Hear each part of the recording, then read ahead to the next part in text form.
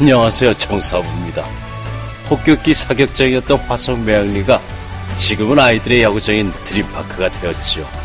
그런데 다시 전투기가 들어올 수 있다고 하네요. 아이들의 꿈을 지켜내기 위해 여러분 저와 함께 한 목소리를 내주세요. 화성시를 지켜주세요. 꼭 알아야 할 어제의 뉴스.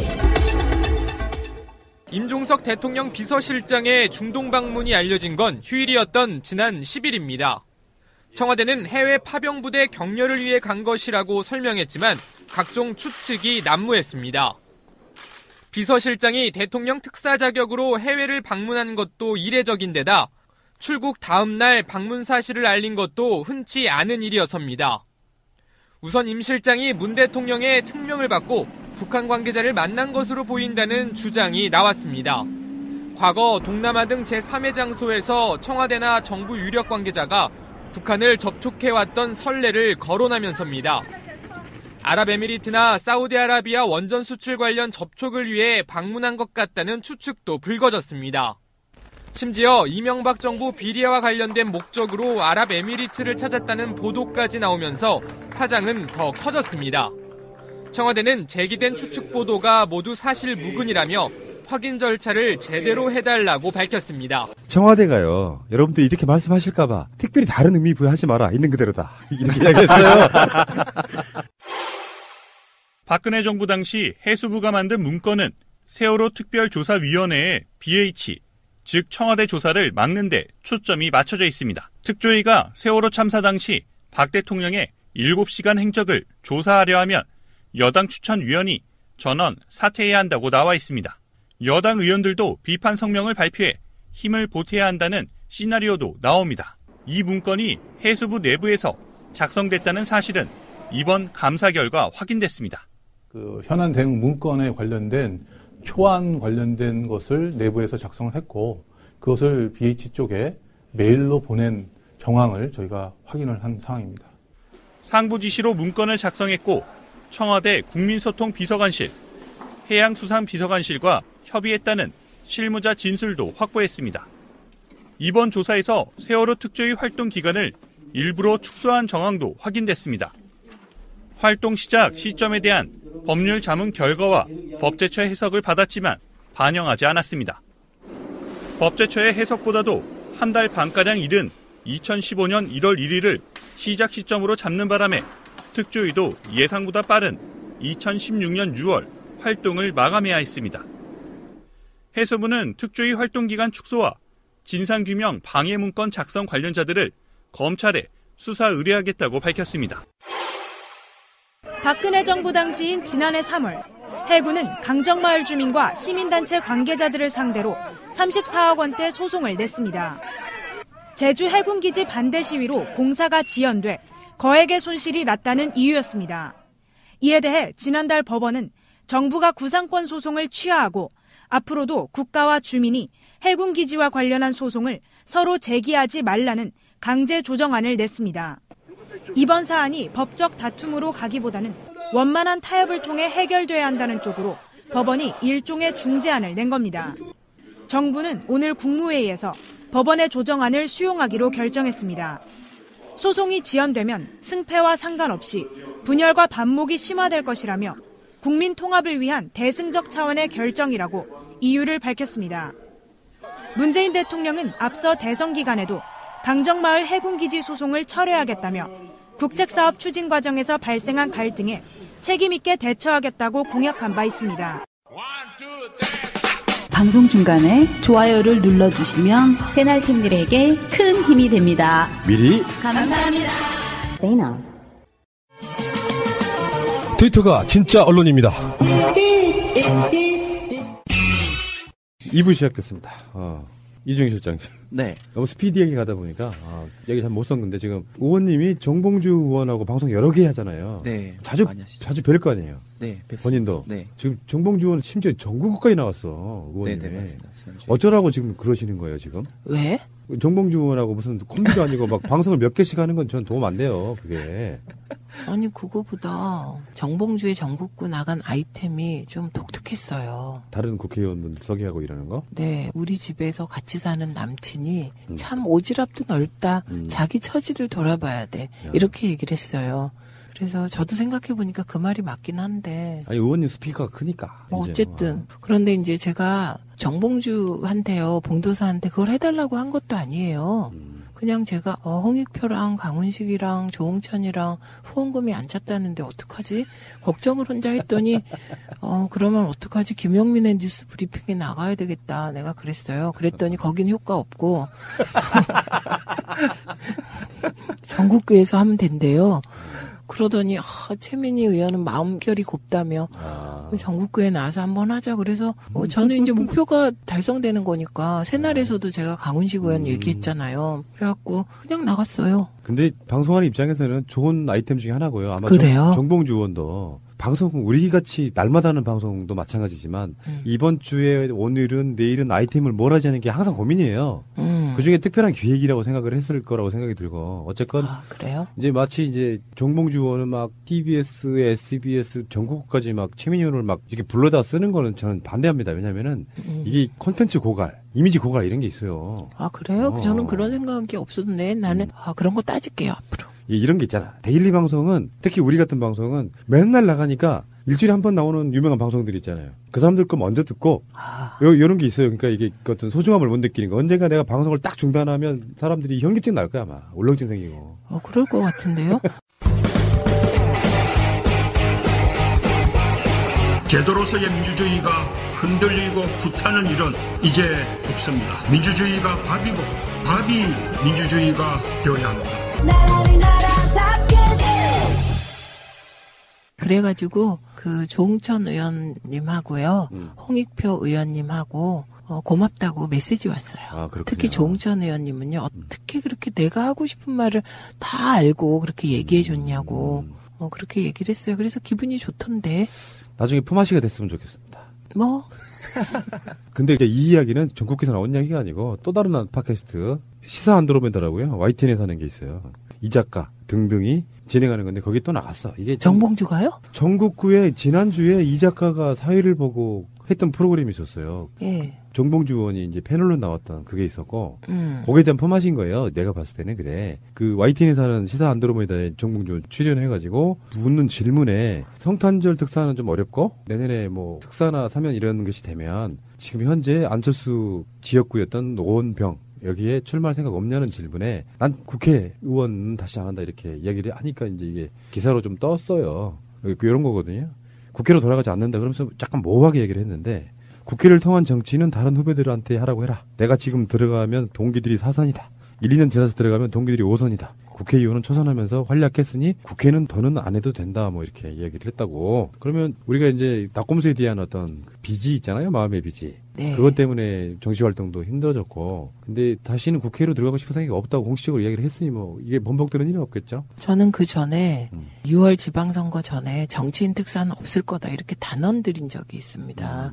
그러니까 6월 출마가 불가능한 것이죠. 네. 그리고 그게 불가능하다는 걸 본인이 잘 알고 있지 않을까 이런 생각이 들어요. 그리고 저는 거듭 말씀드립니다만 정봉주 의원을 만약에 12월에 성탄절 특사를 하게 되면 그건 정말 MB를 타겟으로 적폐청산을 하고 있다는 대대적인 정치보복 논란에 휩싸여요.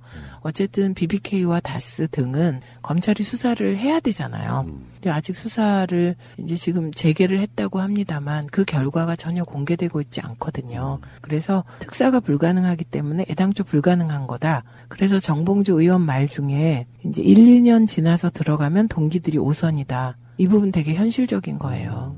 네, 그래서 정봉주 의원이 지금 재선해서 5선인 동기들하고 뭘 해볼 수가 없죠. 국회는 이게 계급사회고요. 선수에 따라서 할 수 있는 일이 완전히 제한돼 있기 때문에. 그리고 저는 무엇보다 저도 봉도사에게 이런 얘기 한 적이 있어요. 봉도사는 앞으로 정치 못할 거예요. 이렇게.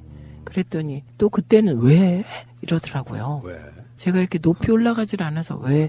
에? 이렇게 지금 목소리가 높이 올라가질 않아. 한번 해봐 주세요. 왜? 그랬어요. 그래서 제가 말하길 당신 답답해서 더 이상 정치 못한다. 국회의원이 되면 말을 골라서 해야 되고 우선 당인이기 때문에 하고 싶은 말 속 시원하게 못 질러서 병 걸릴지도 모른다. 그랬더니 100% 맞다 그러던데요. 그러면서 이게 이런 이야기가 나온 게 아닌가 싶어요. 그러면 결국에는 최민희가 정봉주의 출마를 막아. 그건 아닙니다. 자, 잠시 후에 다시 하겠습니다. 이야, 파파메이드 이거 참 좋네. 냉장고와 차 안에서 정말 냄새가 안 나네. 이거 어떻게 이럴 수가 있지?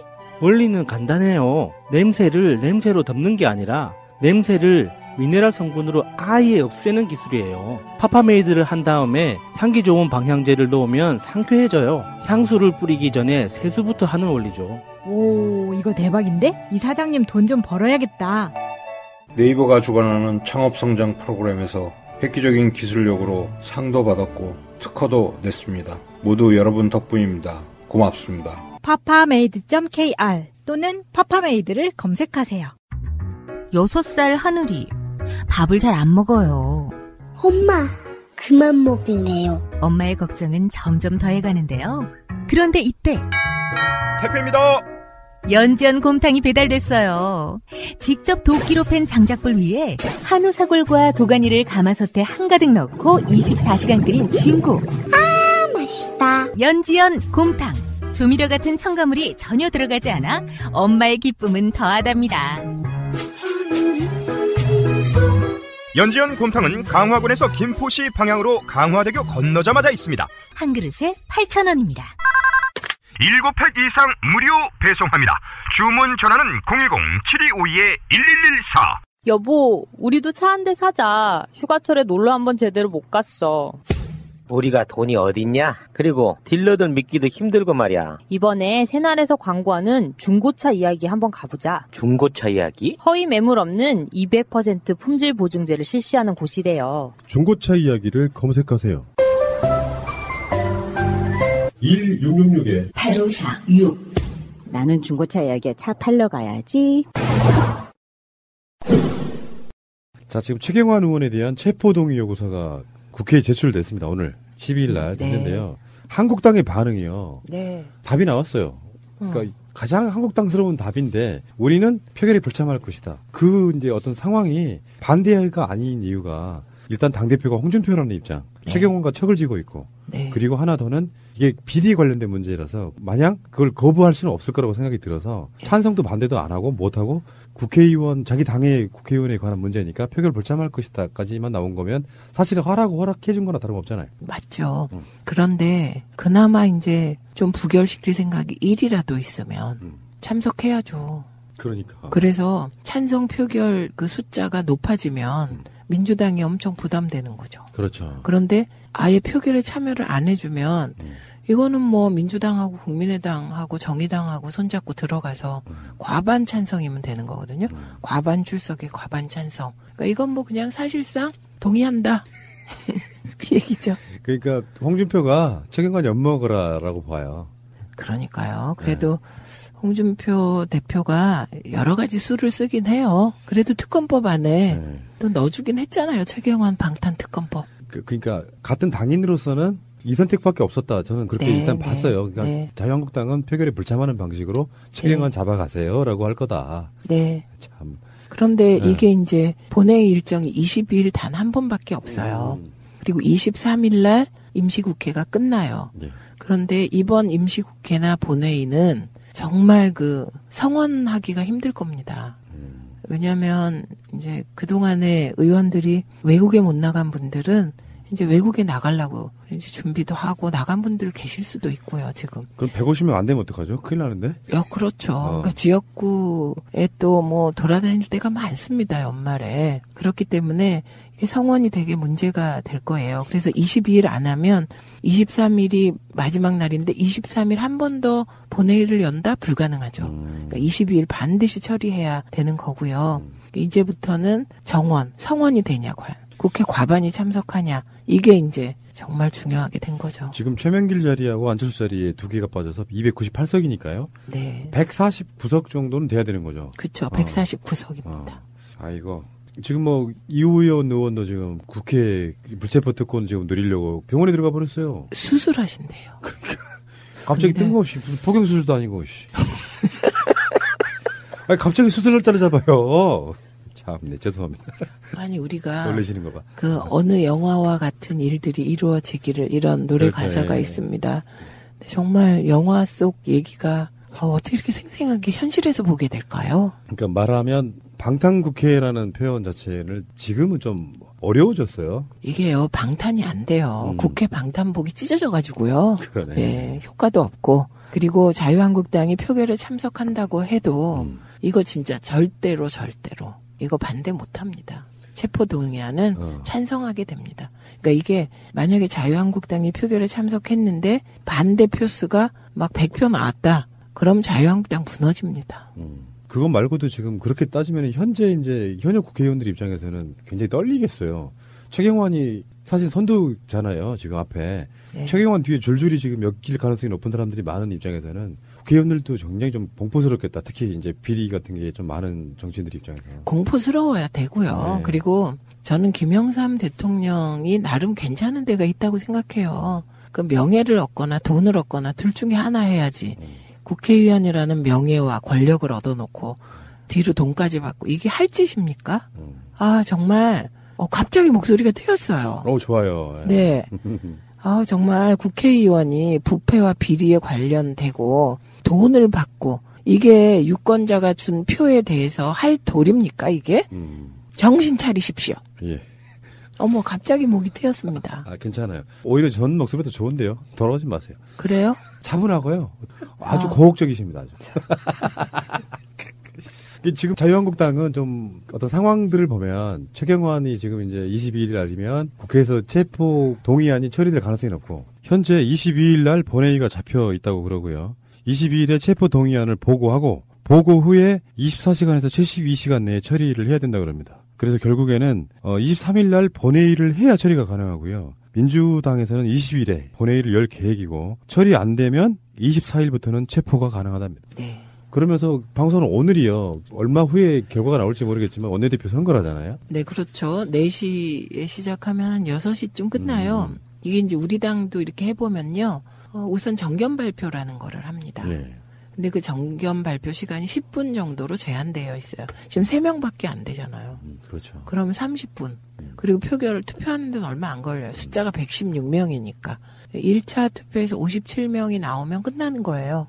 네, 근데 그렇지 않으면 2차 투표 들어가죠. 그러면 정말 상황이 복잡하게 될 가능성이 있지요.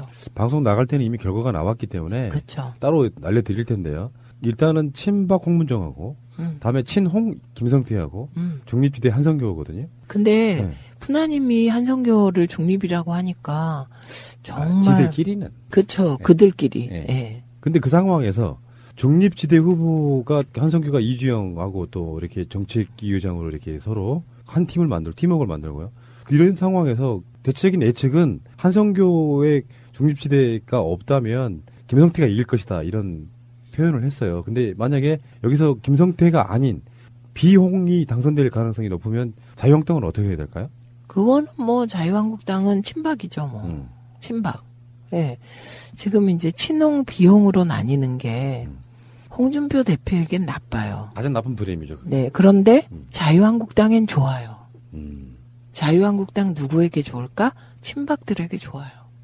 원래 처음에 시작할 때는 친박 대 비박으로 시작하는 선거가 나중에 이제 심판론, 뭐 대표 심판론, 전행론 그래서 비용 대 친홍으로 갈리고 막 자기들끼리 이렇게 걸어요. 그렇죠. 그래서 제가 야 역시 친박은 친박이다. 박근혜가요.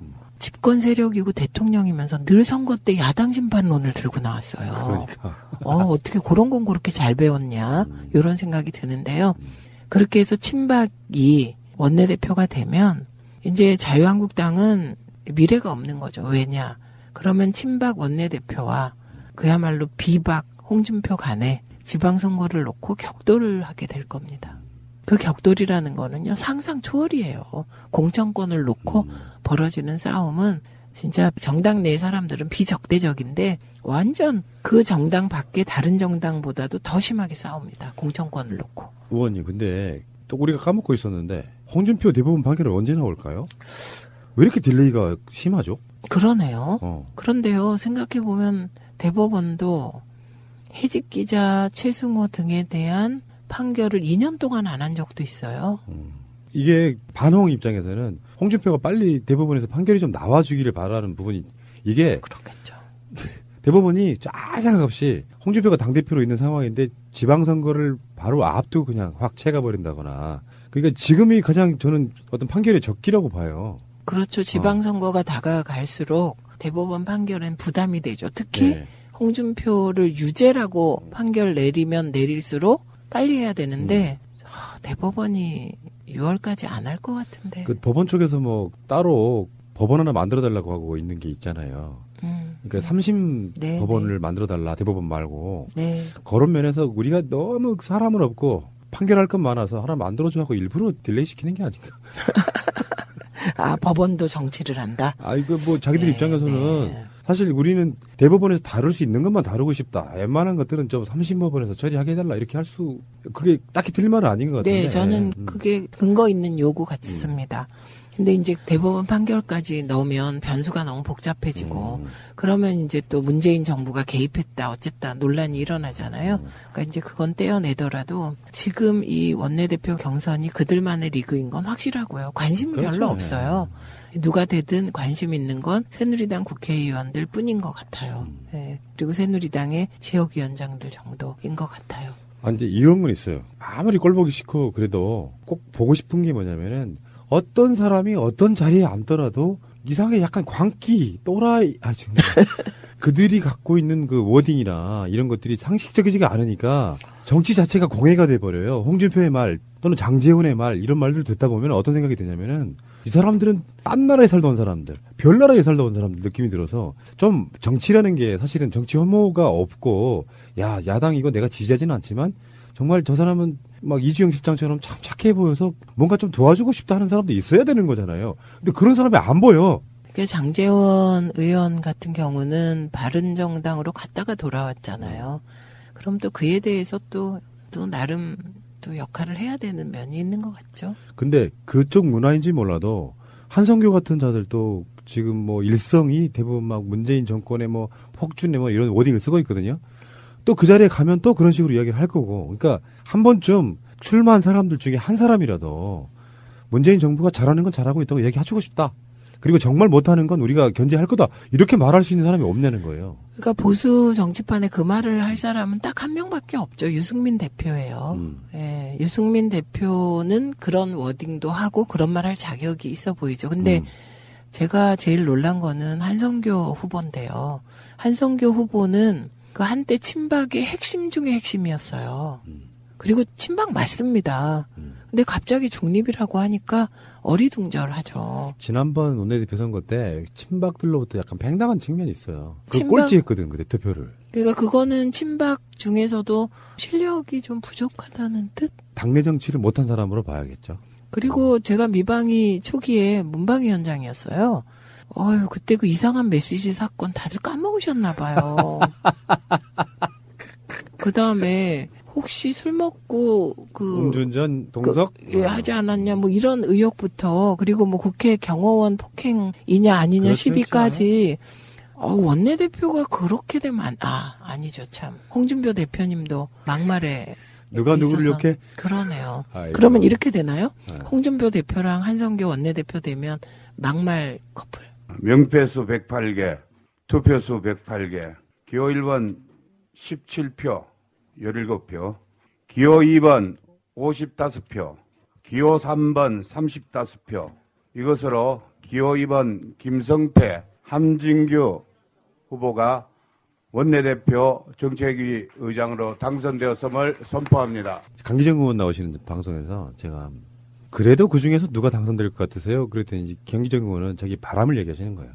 그들 중에 그래도 김성태가 좀 낫다. 노총도 해본 사람이에요. 그래서 그럼 댓글이 달려요. 김성태를 지지하시면 안 됩니다. 그럼 방송하시는 분들 입장에서 말할 사람이 없는 거야. 그러니까 이제 홍문종 후보는 골박이잖아요. 네. 그러니까 되면 이건 진짜 이제 도로 침박당 이렇게 되니까 다들 경계할 거예요. 그런데 본래는 진박인 한성교 후보가 이제 어떤 평론가가 위장 전입했다. 그런 표현을 했더라고요. 이종훈 평론가가 아주 적절한 표현이죠. 그럼 위장 전입했다 이 표현은 뭐냐면 여전히 친박이다 이 소리잖아요. 이주영도 뭐 대표적으로 친박으로 분류되는 사람인데 뭐. 이주영 실장이 언제 거기 가서 또 깜짝 놀랐어요. 이주영 정책위의장 후보. 거기 친박이죠. 친박인데. 장관도 했으니까요, 박근혜 때. 당연하죠. 그러니까 장관 자리를 받았다. 핵심인 거예요. 줬다. 내가 너를 핵심으로 생각한다 이 말이에요. 그분은 어떤 자리에 올라가 있지 않으면 불안감 느끼는 그런 분이세요.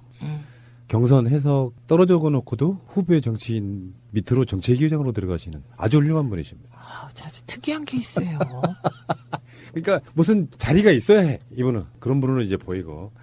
자, 어쨌건 간에 자유한국당이 보여주는 모습 속에 우리 보수의 미래, 그러니까 좀 보수라고 표현하면 안 되는 거지만 그래도 엄연하게 보수로 인식되어 있는 세력이 점점 망해가는 측면이 있는 거고. 근데 만약에 이게 이제 우리가 객관적으로 한번 유체이터를 한번 해보자고요. 자유한국당의 이론이라고 생각했을 때 자유한국당을 위한다면 그래도 누가 되는 게 나을까요? 그래도 조금이라도 댓글이 안 달리게끔 만들어줘야 돼. 조금이라도. 근데 아무도 지지를 안 하기 때문에 뭐 누가 되나 관심이 없지만 그럴 리가 있을까 싶지만 어쨌든 친박은 안 돼야 되는 거죠. 상식적으로. 그 당을 위해서라도? 근데 제가 뭐 자유한국당을 위해서 생각하고 싶지 않기 때문에. 당대표가 그나마 홍준표인 게 다행인 거잖아요. 어떤 나라 전체로 보면. 친박 입장에서 봤을 때. 근데 이제 친박 대표 당선이 돼가지고 그 친박이 이제 사사건건 홍준표랑 이렇게 마찰을 일으키는 상황이 되고 그러면 우리 국민들 입장에서는 사실 어떻게 보면 즐겁기도 하고 그러면서 망해가는 거잖아요. 오히려 정당은 약간 독재성이 있어도 일사불란한 느낌으로 가줘야 지지자들이 더 달라붙는 그런 상황들이라는 게 있지 않습니까? 14%. 그러니까 지금 자유한국당은 뭐 굳이 제가 자유한국당에 뭘 얘기해드릴 생각은 없지만 그래도 어쨌든 제대로 된 보수 정당이 서야 하니까요. 그런데 저렇게 홍준표 대표가 대구의 지역위원장 자리들을 관심을 갖고 막 이런 거 보면 앞으로 참 미래가 안 보이는 상황입니다. 예. 알겠습니다. 어쨌건 최경환 의원의 체포되는 모습. 수갑 채우고 가지는 않을 거고 검찰 출석해서 바로 체포할 것 같은데 그 모습 한번 보고 싶고요. 아니 자기가 모시던 박근혜 씨도 수갑 차고 법정에 나오지 않습니까? 지금은 거부하고 있지만. 아니 그러니까요. 이런 거예요. 저희요. 정말 아무리 극우 보수 쪽 분들이 이해관계로 뭉쳤다지만 어떻게 박근혜를 위해서 정계 은퇴하는 사람 한 명 없습니까? 이런 상황에서. 그러니까요. 도의적 책임을 지고 못 모신 죄로 정계를 은퇴합니다. 서청원 정도는 그렇게 해줘야지. 왜 그런지 아시잖아요. 네. 비리로 감옥에 갔던 사람을 바로 빼내서 바로 사면 복권해서 화성으로 보내서 국회의원 만들어줬는데 어떻게 그런 사람 하나 없습니까? 이게 결국은 마음으로 박근혜를 존중했던 사람이 없었다는 걸로 보여요. 화성에서 온 남자, 금성에서 온 여자. 자, 알겠습니다. 새가 날아든다는 여러분들의 하트를 먹고 삽니다. 잊지 않으셨죠? 에피소드 제목을 누르고 플레이가 되면 오른쪽 위에 하트를 꾹 눌러주세요. 오늘도 감사합니다. 더 많은 분들이 들을 수 있도록 하트 꼭 눌러주세요. 오병우 전 청와대 민정수석이요. 비공개로 검찰에 출석을 한번 했어요, 최근에. 그게 이제 뭐 과학계 블랙리스트 아니면은 교육감들 사찰 뭐 이게 다 연결이 돼 있는데 교육감들 사찰이나 과학계 블랙리스트 이거는 굉장히 많은 증거 자료가 있나 보더라고요. 네, 그렇죠. 네. 그리고 교육감들이 검찰에 출두했잖아요. 출두하면서 다 얘기를 했잖아요. 그 말 이상의 것을 당했다. 그렇죠. 그러니까 어떻게 미행을 당했대요. 와, 영화 같죠. 정말 시대착오적인 인물들이에요. 그러게요. 지금이 중정시대인 줄 알았나 봐요. 중앙정부. 그러니까 큰 얼개로 보면 박근혜 국정교과서라든지 등등의 것들이 진보 쪽으로 분류되는 교육관분들이 반대를 하니 네. 대구 경북을 제외하고는 다 한번 뒤를 캐봐라. 뭔 비사실이 있을 거야. 예를 들어서 뭐 교육청 같은 데 들어가잖아요. 어떤 뭐 시민단체라든지 그런 사람들과 연계성 또는 뭐 수주 하청 뭐 이런 관계 있잖아요. 교육청에서 발주하는 거. 비리. 그런 것들 다 캐봐라 해서 해봤다고 하는 게 이게 뭐 어떻게 하겠다는 거예요. 그러니까 이게 그 사람들 비리는 비리 다른 문제고 원래 정치가 정상적으로 되려면 교육감들 불러다가 대통령이건 뭐 교육부 장관이건 요구사항 이야기 듣고 이게 정상이잖아요. 그래서 잘못된 게 있으면 받아주기도 하는 건데 일단 뒤부터 켜서 약점을 잡은 다음에 이들이 갖고 있는 생각 처리해. 이런 목적이잖아요.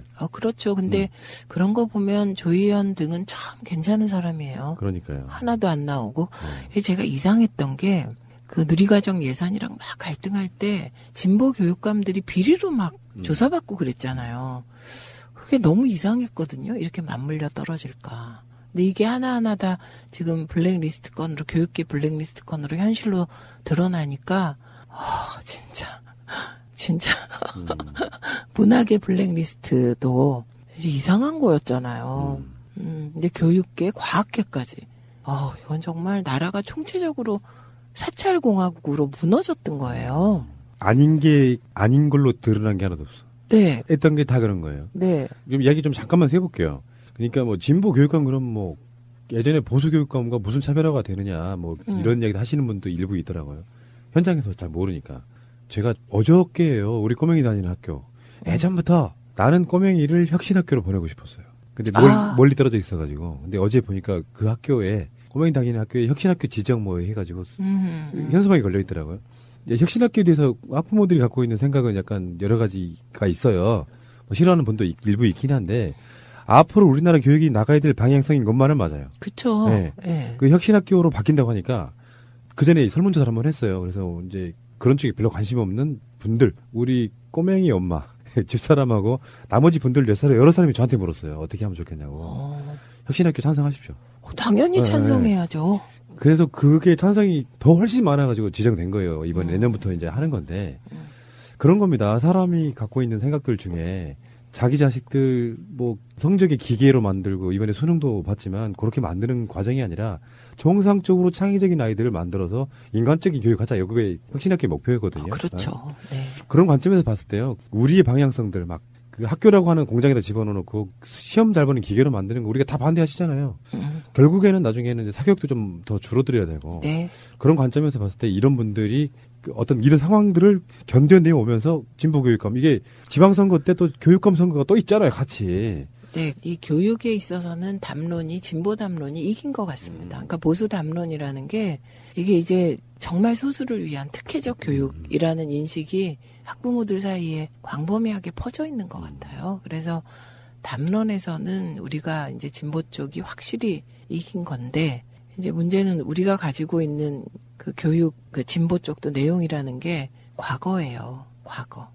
네. 그래서 교육 과정이 쭉 이제 이어져 왔는데 인간 중심 교육 과정까지 온 건데요. 이게 더 나아가서 4차 산업혁명 시대에 인간과 AI의 조화, 그게 고려된 교육 과정으로 나가야 되겠죠. 우병우에 대한 영장이 또 청구됐어요. 막 이제 그냥 뭐 이 사람은 영장이 청구되면 빠져나오고 김기춘을 능가하는 버꾸라지라고.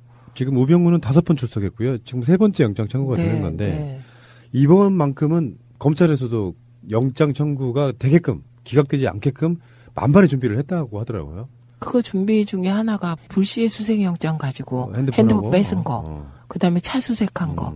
네, 그리고 그때 당황하던 우병우의 눈빛 생각나잖아요. 지금 제가 봤을 때는요. 김기춘도 구속돼 있고 우리가 이해할 수 없는 판결들이나 영장 기각 이런 것들이 간접적으로라도 우병우와 선이 저는 있다고 봐요. 그렇게 추측들을 하시죠. 예. 그 우병우를 잡아놓지 않으면 범죄 수사에 적폐 범죄 수사에 대해서는 굉장히 어려울 수 있다. 그러니까 우리가 기억나시죠? 국정농단이 제대로 수사되려면 김기춘이 들어가야 된다. 이런 얘기 정말 많이 했어요. 그런데 김기춘을 능가하는 새끼 버꾸라지가 자라서 이미 김기춘을 능가했다는 걸 저는 그때 판단을 못했던 것 같아요. 그러니까.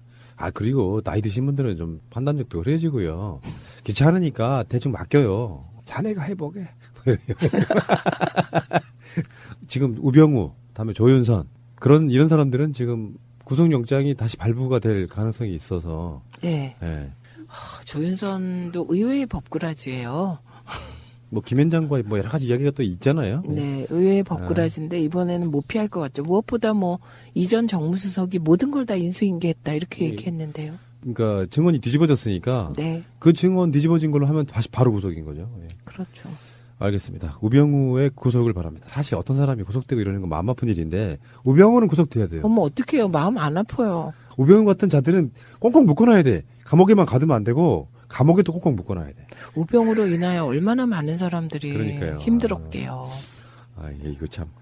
알겠습니다. 우리 방송에 나가고 조만간 결정되지 않을까 싶어요. 여보, 무슨 술을 이렇게 많이 먹었어요? 콩나물국 끓이는 것도 이제 지쳤어요. 내가 지금 성과평가에 진급에 야근에 술 안 먹게 생겼어? 나가!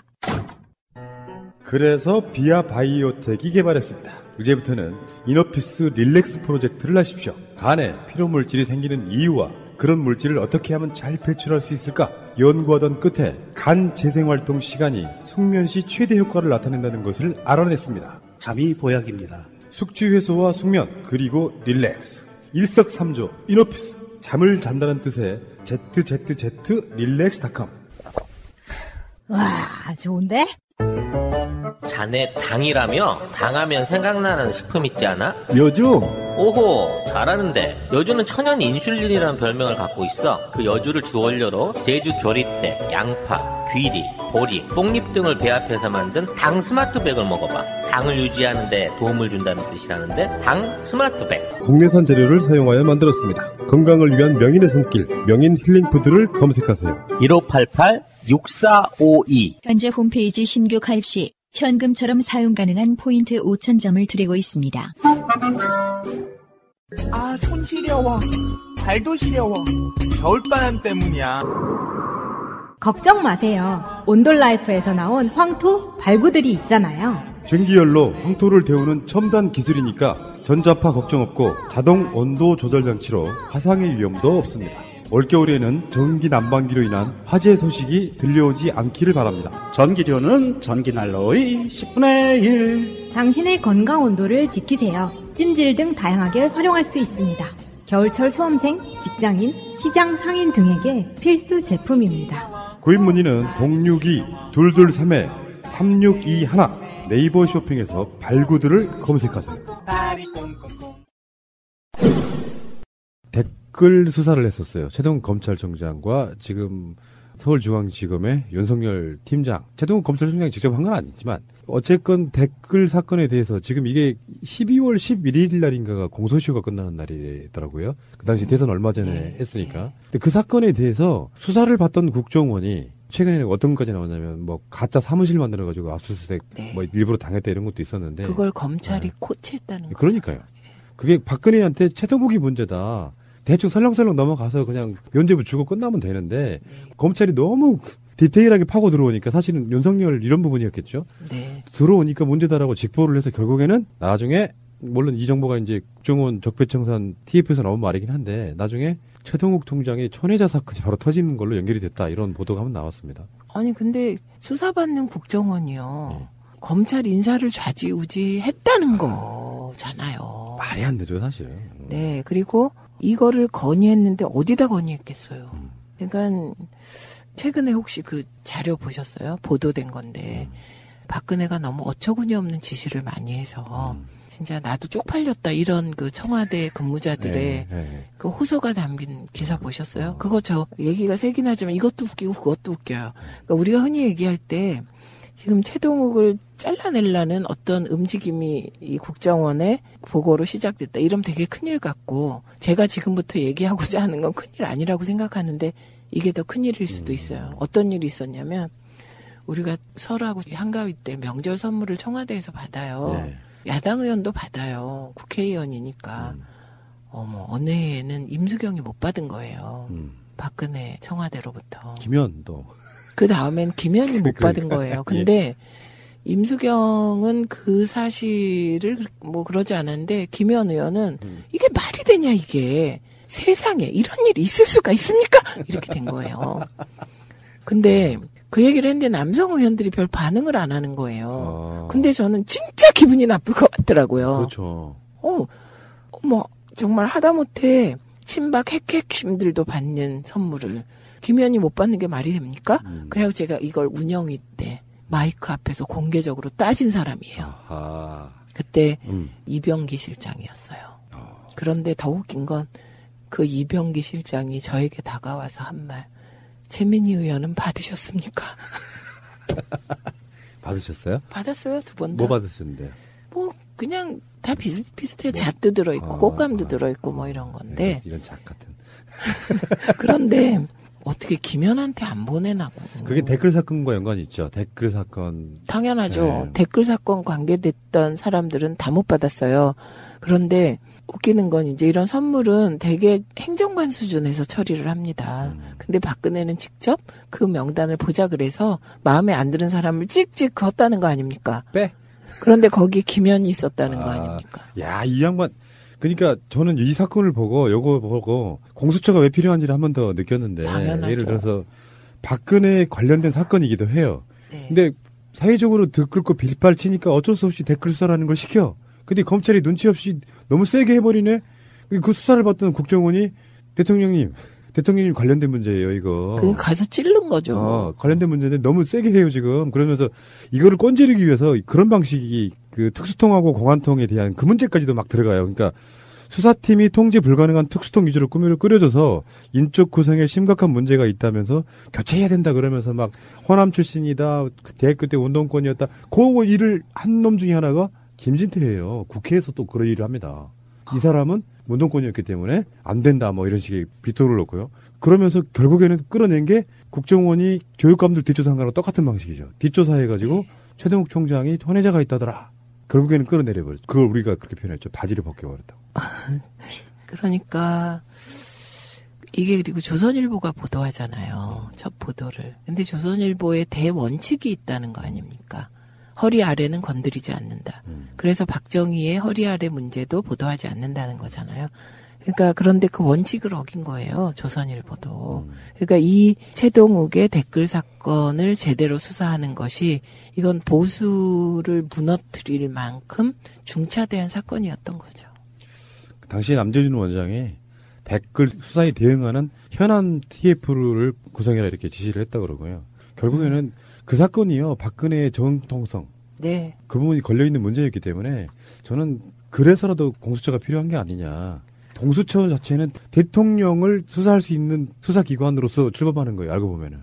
그렇죠. 네. 현실 권력을 견제하는 거고요. 그래서 저는 저 혼자 타협안을 제시해요. 그게 뭐냐면 그 홍준표 대표가 공수처를 반대하는 이유를 한 문장으로 정리했어요. 충견을 풀어놨는데 맹견까지 풀려고 한다. 예. 그러면 이제 이 맹견이 공수처를 얘기하는 건데요.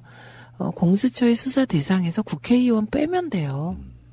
빼도 하등 문제될 게 없어요. 검찰이 수사하면 되니까. 그러니까 오히려 이제 더 시급한 건 이제 문재인 정부는 청렴하리라고 생각이 들어요. 그리고 문재인 대통령과 이호철 수석이 참여정부 때 수석 비서관으로 들어가면서 친인척들의 모든 전화를 안 받았다는 거 아닙니까? 그러니까 문재인 정부는 뭐 큰 일이 없기를 기대하고 그럴 것 같아요. 그런데 권력은 늘 부패의 소지가 있는 거거든요. 일반적으로. 그렇기 때문에 저는 공수처가 만들어지면 그 핵심 타겟은 두 집단이라고 생각해요. 대통령과 대통령 주변. 그리고 또 하나는 검찰. 그렇죠. 예, 왜냐하면 검찰이 검사들의 비리를 제대로 수사하는 거 본 적이 없거든요. 예, 그렇기 때문에 이제 공수처가 세워지면 타겟을 두 집단으로 딱 하면 될 것 같아요. 대통령과 대통령 주변. 예. 근데 공수처는 그리고 검사. 네. 우리나라 역사가 시작된 일에 굉장히 어마어마한 사건 중에 하나가 공수처 설치라고 보면 그쵸. 될까요? 그러니까 제가 낸 타협안을 우리 당이 만약에 내면 자유한국당이 반대할 명분이 없어져요.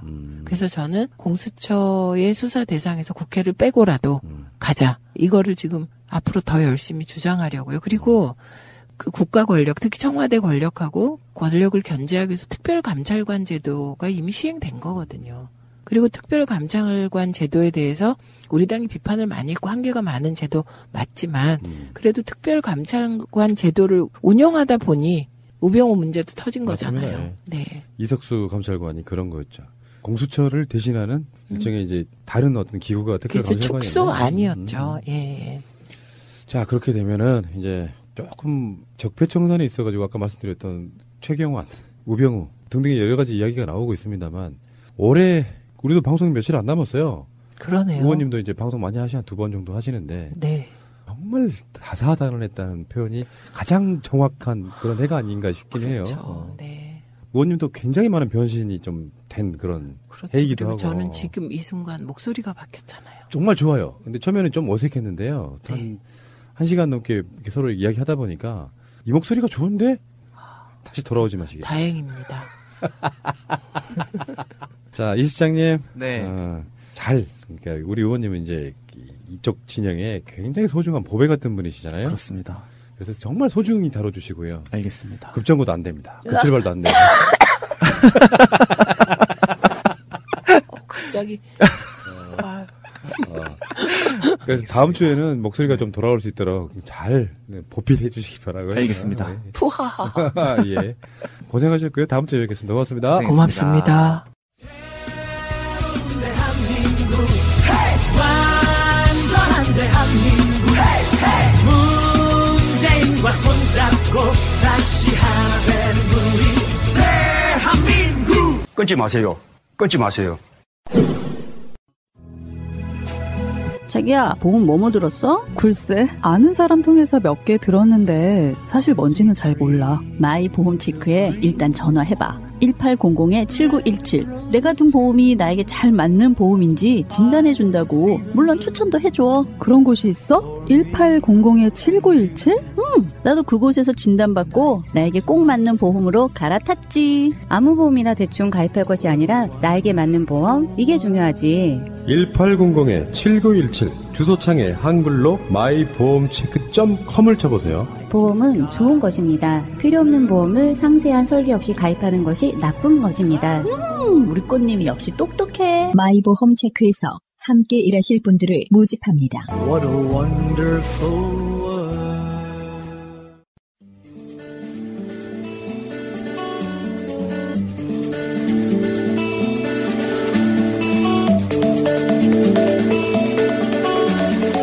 저는 우리나라의 라면에 대해서 좀 조사를 해왔어요.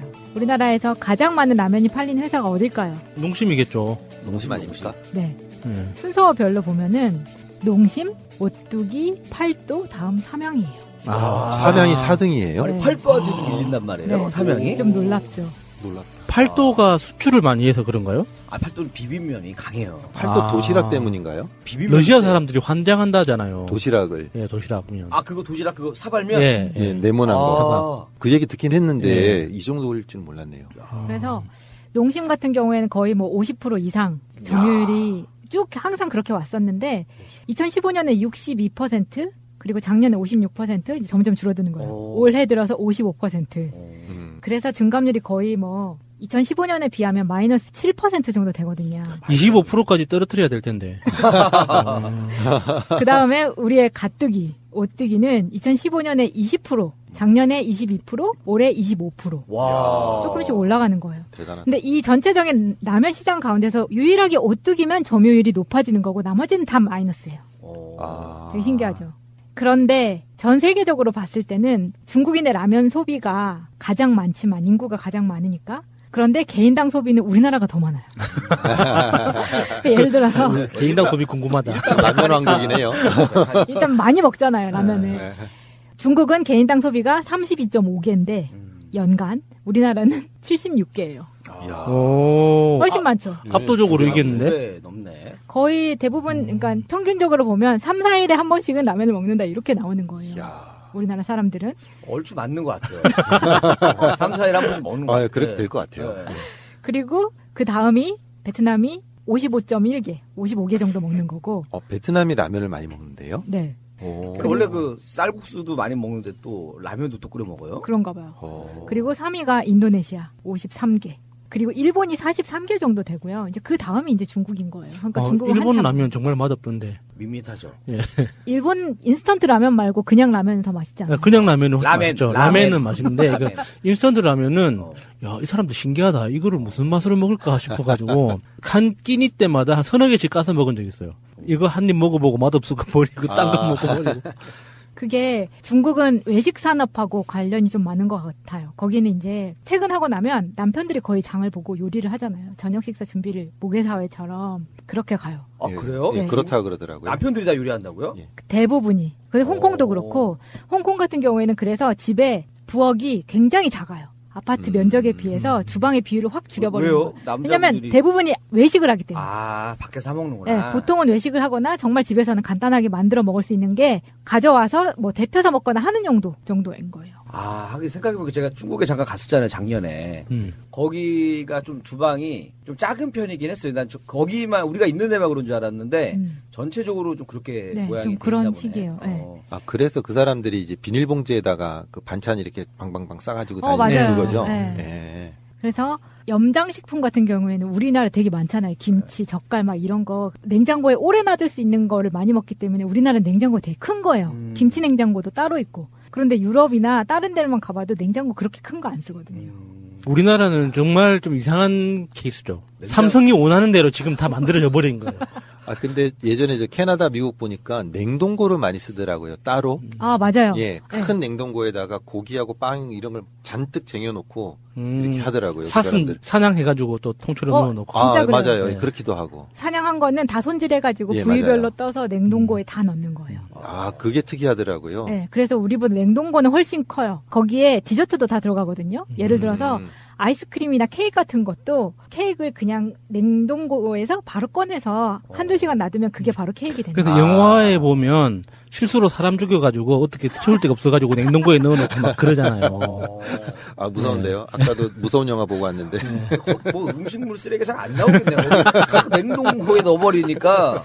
그리고 보통은 신선한 제품을 먹고 그 자리에서 바로바로 먹어서 없애거든요. 샐러드라던가 빵도 오래 놓고 먹는 게 아니니까 우리처럼 냉장고가 그렇게 크게 필요가 없더라고요. 저도 되게 놀랐어요. 그래서. 근데 제가 프랑스에 처음 갔을 때 이제 제 친구들이 너 거기서 라면이라도 좀 챙겨 먹어라. 제가 요리할 줄 아는 게 없다는 거 아니까. 그래서 미국에 있는 친구가 신라면 한 박스를 보내주고 한국에 있는 친구가 신라면 한 박스를 보내준 적이 있었어요. 그래서 미국에서도 신라면을 만드네 하면서 딱 까봤거든요. 그리고 한국에서 온 걸 까봤는데 이게 너무 다른 거예요. 거기서 왜 인터넷에 많이 돌아다니잖아요. 일본 라면과 우리나라 라면 똑같은 제품인데 왜 이렇게 달라? 내용이 부실하다. 예, 맞아요. 제가 직접 겪으니까 진짜 화가 나더라고요. 아니, 무슨 뭐 전자제품도 그렇고 과자도 다르다는 막 그 비교 컷이 많잖아요. 진짜 그 라면도 그렇다고요? 그 신라면 같은 경우에는 안에 들어있는 왜 건조된 파 막 이런 거 있잖아요. 네. 훨씬 두툼해요. 예, 제가 그 사진으로 본 적 있어요. 아, 그 맛도 좀 달라져. 그러니까 중국에서도 신라면을 먹어요. 예. 그러니까 중국에서 파는 신라면이 있거든요. 좀 달라. 맛도 좀 다르고 내용물도 좀 달라요. 아, 중국에 나가는 것도 내용물이 달라요? 네, 달라요.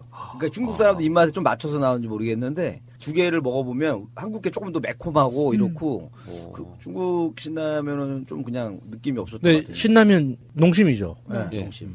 예, 그렇습니다.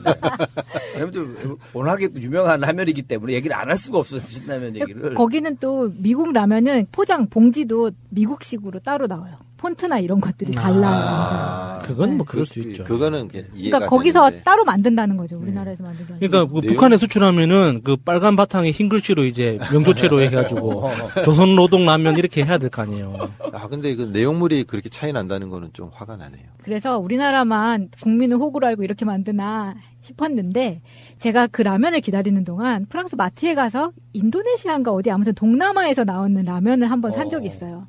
근데 걔네는 그걸 어떻게 먹는지 모르겠는데 정말 제가 웬만해서 음식을 안 버리거든요. 끓여서 진짜 너무 화가 나더라고요. 이 면하고 스프밖에 없는 거예요. 아예 뭐 우리 건조 스프 이런 게 자체가 없어요. 그래서 그냥 국물에다가 그것만 먹는 건데 너무 맛도 밍밍하고 너무 이상한 거예요. 아니 그 조리법을 못 읽어서 그렇게 다르게 하신 거 아니에요? 안에 들어있는 게 없으니까 아예. 아니, 베트남 라면도 플레이크는 조금 들어있던데요. 근데 프랑스에 가장 많이 들어있는 게 그 라면인데 그 라면을 왜 파는지를 모르겠는 거예요. 그런데 프랑스에는 라면이 있을지 없을지 궁금하시죠? 있을 것 같은데, 약간 스파게티 같이 뭐 있을 것 같은데. 네, 우리처럼 꼬불꼬불한 게 아니라 파스타 자체를 우리나라 왜 데리야끼 우동 만들듯이 왜 그 좀 생생면인데 진공 포장해가지고 나오는 거잖아요. 그런 식으로 해서 크림 파스타 같은 거는 그렇게 나와요. 그 영화 중에 그 제이슨 스타덤 나오는 트랜스포터 있죠. 거기에 보면 프랑스가 배경이잖아요. 거기에 라면 끓이는 장면이 나와요. 컵라면. 그래서 그 그 종이 뚜껑을 열어서 그 찬물을 붓고 전자레인지 돌려가지고 바로 먹더라고요.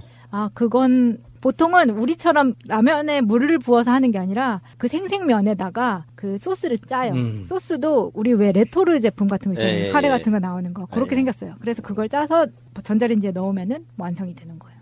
그런 식으로. 보통은 잘 안 먹으려고 그래요, 사람들이. 그런데 그렇게 프랑스에서 라면을 한번 먹어보고 깜짝 놀랐는데 그 전에 제가 가장 맛있는 라면을 먹어본 데를 이야기를 하려고 해요. 거기가 대만이었었거든요. 대만 네. 라면이 맛있어요? 그러니까 출장을 갔는데 어디서 밥을 먹어야 될지 모르겠고 막 외국인 취급받으면서 부대끼면서 먹기도 싫고 그래서 편의점에 가서 라면을 하나 골라서 숙소로 가지고 들어왔는데 일단 종류가 엄청 많아요. 봉지라면? 아니요. 컵라면이요. 컵라면인데 제가 충격받았던 건 이런 거예요. 컵라면을 뜯었는데 스프가 있고 그다음에 건조 스프가 있고 그리고 진공 포장된 고기가 있어요. 잠시만요. 이게 스프하고 건조 스프 뭐가 다른가요? 스프는 뭐 파우더 파 같은 거 들어있는 것도 네, 건더기 스프. 건더기 스프. 그래서 고기가 들어있다고요? 네, 고기가 들어있어요. 웬만한 컵라면에 다 들어있어요. 그래서 꼭 그게 진공이 아니더라도 물 부으면 고기처럼 되는 거 있죠. 이게 말랑말랑해져서 수육같이 되는 거. 그게 다 들어있어요. 말렸는데 뜨거운 물을 부으면 고기처럼 탱탱해진다고요? 고기를 말린 거겠죠? 그러니까 이 마차님 그게 보통 동결 건조 시킨다고 하는데 고기를 그렇게 먹는 건 본 적이 없어가지고. 기술이 발달이 돼 있나 보네요. 그렇죠. 우육탕. 예. 그렇지, 우육탕 같은 느낌. 거기는 소세지 큰 거 하나 들어있는 거잖아요. 근데 이제 거기는 고기인데, 보니까 마차님이 라면을 좋아하는 게 아니고, 그냥 고기를 좋아하시는 거 아니에요? 자기가 좋아하고 고기 하나 넣었다고 제일 맛있는 라면이라고. 아, 근데 저는 진짜 라면을 별로 안 좋아했던 게, 피부 안 좋아질까봐 안 먹은 건 있었어요. 옛날에는. 라면 먹고 그러면 그 간지러웠던가요? 아니, 그런 건 아니었는데 괜히 막 왜 지금 우리나라 사람들한테 라면에 대한 부정적인 인식을 심어준 게 우지파동 때부터라 그러잖아요. 그때 모든 라면 산업이 다 타격을 받았다 그래요. 아 근데 지금 이제 라면 먹으면 피부가 부석부석해지실 거라고 걱정을 하셨는데 제가 이제 예전에 이제 진돗개를 한 마리 이제 사러 갔었어요. 그 당시 이제 포이동에 진돗개를 한 100마리 이상 키워서 분양하는 분이 계셨는데. 그 집에 가면은 정말 개판이에요. 넓은 마당에 개가 이렇게 싸우지 않을 정도로만 줄을 묶어가지고 딱 해놨는데 얘네들이 성질이 있으니까 그 상태에서도 막 싸워요. 근데 그분이 이제 무슨 얘기를 하냐면 사료가 너무 없어가지고 라면 공장에서 라면 부스러기를 이제 마대자루로 가져와서 이제 삶아서 먹인대요. 사료를 보충하기 위해서 85년도예요. 85년도. 너무 오래전인 얘기군요. 이제 저희가 그래서 그럼 얘는 뭘 먹이면 돼요? 그러니까 아무거나 다 잘 먹는다. 근데 맛있게 해주면은 더 잘 먹고 더 예뻐진다. 그러니 미온도 팍팍 치고 해서 먹여라. 그러면 털이 반짝반짝해지고 좋다. 그렇게 얘기를 하더라고요. 그래서 거짓말이죠. 그러는데 그게 아니고 실제로 이제 뭐 된장국 이런 데도 미온을 좀 넣어서 먹이면 더 잘 먹어서 애들이 기분 좋아서 그렇대요. 그러니까 결론은 이제 라면 먹고 개들이 좋아졌으니까 마차님도 피부 좋아진 거다. 그런 논리인가요 이게? 아니 어떤 기후가 될 수 있으니 설득력 있어. 제가 설득이 돼버렸는데요. 갑자기. 아니 근데 그 강아지 이야기를 듣다 보니까 원래 강아지한테 짠 거를 주면 안 된다 그래서 북엇국 끓일 때도 다 소금기 뺀다고 막 몇 번씩 끓여서 주거든요. 예. 근데 된장찌개를 준다는 건 충격적인데요. 예. 그 예전에는 맞아요. 근데 옛날에는 다 그랬잖아요. 예, 그랬고요. 특히 예전에 진돗개를 소개할 때 어떻게 했냐면 80년대는 우리나라 진돗개는 뭐든지 잘 먹고 된장국을 잘 먹는 개다 이렇게 소개했었어요. 그 당시는. 그러니까 된장국이 좀 짜잖아요. 지금이랑 진짜 다른 거 같아요. 많이 달라요. 그때 그래서 강아지들의 수명이 그렇게 길지 않지 않았나 근데 그런 생각이 드네요. 제가 샀던 개 할아버지가 8살이었는데도 건강했거든요. 그렇게 보면은 또 안 그럴 수도 있겠네요. 아니 근데 개들이 그 8살보다 훨씬 오래 살아요. 그러니까. 예, 원래 그렇죠. 아 그러네. 생각해보니까 또 15년 해서 한 20년 사는 애들도 20년 있는데. 살 거를 짠 거 먹어서 10년만 살 수도 그러네요. 있어요. 예, 제가 또 설득이 됐습니다. 그래서 또 궁금해서 알아본 거였는데 우리 아까 안성탕면 얘기했었잖아요. 네. 전국 라면의 인기 지도가 있는데 딱 한 그 도만 다른 도와 전혀 다른 양상이 나오거든요. 거기가 바로 경남이에요. 서울, 경기, 강원, 충북, 경북, 충남, 전북, 전남이 모두 다 신라면이 1위예요. 근데 경남만 안성탕면이 1위예요. 그것도 희한하네요. 네, 정말 신기하죠. 그리고 전북, 전남, 경남 그리고 경북은 3위가 짜파게티. 다른 데는 3위가 너구리예요. 아, 너구리. 너구리를 또 많이 먹어요? 너구리 판매량 엄청나다 그러던데요. 나 너구리 순한 맛 좋은데. 면발이 또 굵어서 좀 다른 라면하고 또 다른 느낌이. 맞아요. 빨리 안 익어가지고 별로 안 좋아하고. 그래서 저는 이거 찾아보면서 진짜 신기하다라고 생각을 했어요. 제가 짜파게티를 좋아하는 것도 지역적인 그게 있나 싶기도 하고. 저는 짜파게티 제대로 만드는 사람을 거의 본 적이 없습니다. 어떻게 해야 제대로. 짜파게티에 대한 좀 자부심이 있는데 이 짜파게티를 이렇게 그 짜장 분말 넣고 이렇게 볶을 때 그 과정이 진짜 제일 핵심이거든요. 그렇죠. 근데 거기서 다들 이상한 짓을 하더라고요. 그러니까 물이 너무 많은 경우도 있고, 물이 너무 없는 경우도 있고. 그러니까 물 조절이 제일 중요하다고. 심지어는 거기에다가 생계란을 넣어서 그래 같이 볶는 사람들도 있더라고요. 그거. 그 도대체 무슨 맛으로 그렇게 먹는지. 그래서 그래요? 생계란을 넣어서 볶아요? 예, 그래서 제가 진짜 쌍욕을 했었어요, 진짜. 음식에다가 그 뭐 하는 짓이냐. 그거 어떻게 해 먹어야 돼, 어떻게? 그러니까. 비법을 알려주세요. 이 그 면수라고 하죠. 면수를 넉넉하게 챙겨놔요.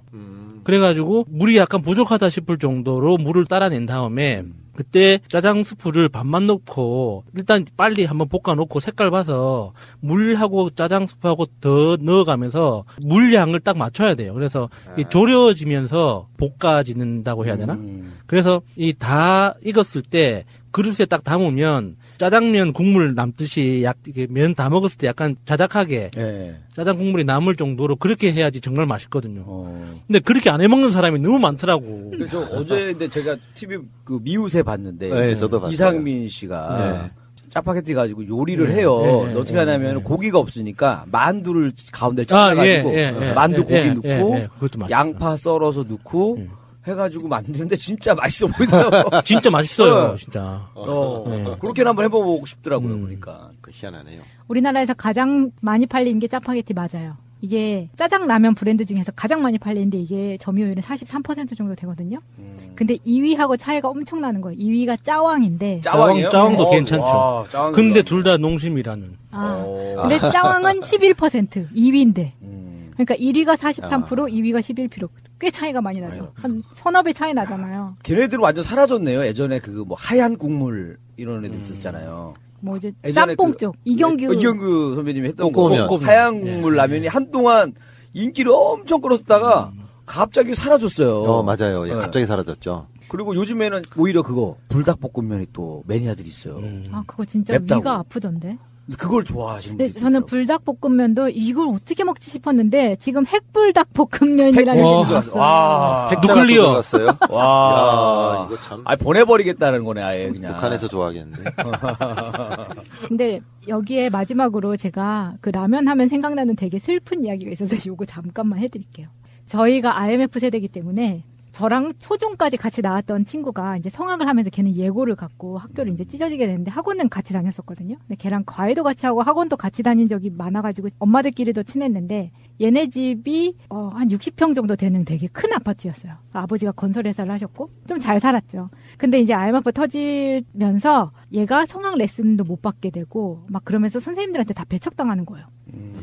그러니까 돈을 못 내니까 레슨을 안 해주는 거예요. 지금까지 가르쳤는데도. 뭐 그럴 수도 있겠지만 좀 그렇더라고요. 근데 걔네 집에 딸 셋에 아들 하나였어요.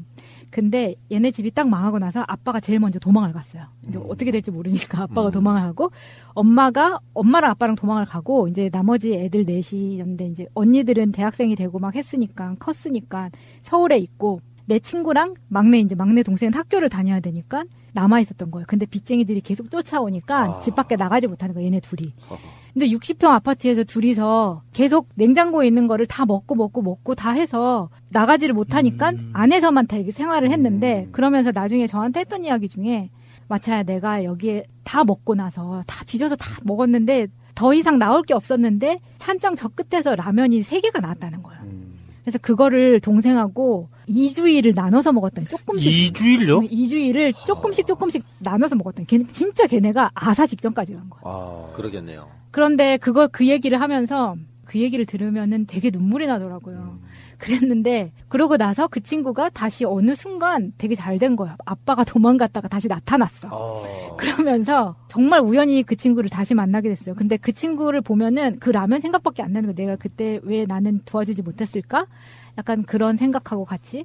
근데 언젠가 제가 프랑스에서 한국 돌아오면서 또 나름 싼 비행기를 탄다고 로마를 거쳐서 들어오는 비행기를 타고 들어왔는데 한국에 도착해서 짐을 막 찾는데 갑자기 내 친구랑 너무 뒷모습이 비슷한 애가 있는 거예요. 그래서 내가 야 하고 딱 잡았더니 걔가 맞는 거예요. 비행기를 같이 타고 들어온 거였어요. 그래서 웬일이야 막 하고 거기서 막 난리가 났었는데 걔가 나중에 한 사수를 해가지고 결국은 대학을 들어간 거예요. 근데 사수를 했는데 다른 친구들 다들 졸업할 때 이제 걔가 들어간 거잖아요. 그러니까 너무 힘들었던 거, 학교 다니는 것 자체가. 거기는 예체능은 또 서열도 막 심한데.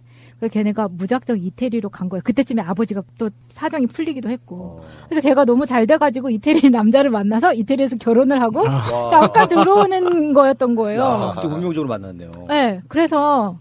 성악가는 반가울 때도 좀 다를 것 같아. 맞춰요! 거기서, 공항에서. 근데 그 친구가 정말 교회를 열심히 다녔던 친구였어요. 그러면서 걔가 이제 나한테 그러는 거야. 우리 집은 IMF 맞아서 아직 나아지를 못했고, 걔는 정말 힘들었지만 바로 치고 올라간 거잖아요. 저희가 그때 성당을 열심히 다닐 때였는데, 마차야, 너도 교회를 나와. 성당까지 교회를 나가라. 이제 그랬던 거였죠. 그거보다는, 일단 부모님이 확실하게 튀어야 되는데, 안전하게.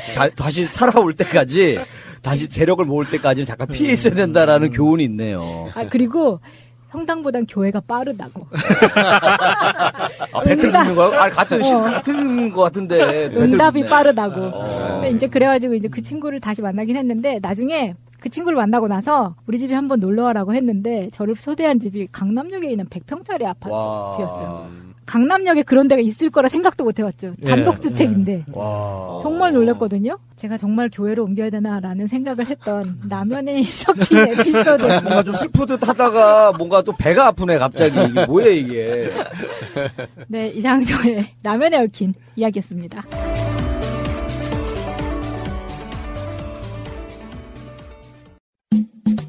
결혼 기념일이라고 남편이 꽃을 사갔더라고.